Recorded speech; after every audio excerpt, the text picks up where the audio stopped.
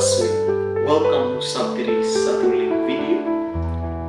Karon adlaw nga Biyernes, Pitsa 21 sa bulan sa Hunyo tuig 2024. Ang atong ebanghelyo karon mga kaaswin, adunay duha ka punto mahitungod sa bahandi.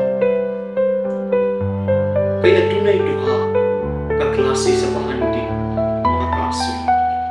Una, ang bahandi na tayaon, ang bahandi na madulot o kuton sa anay.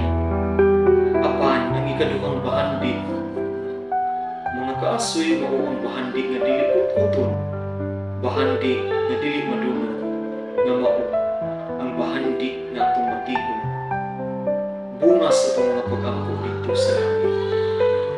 Mga pangutana ta sa itong kaugalingon, kung unsa nga bahandi kaha nga diha sa itong kinabuhi karon atong gitigon, siguro pag-ingon ta nga ni atas kalibutan, siyempre magpundar tagdaghang mga bahandi.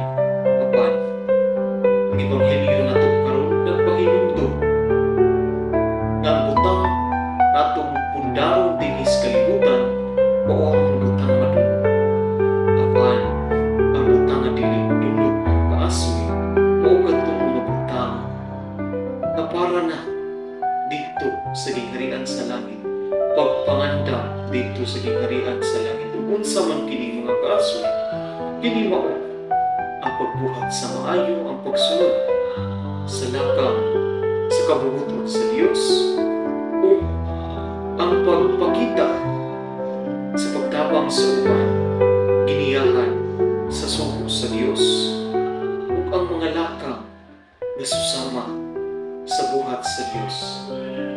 Sa mga pag-ampo nato, kana nangandam kita, nagtigom kita, nagpundo kita aron sa umaabot na panahon andam ta, o aduna na kita'y luna kita gana dito sa gingharian sa Dios.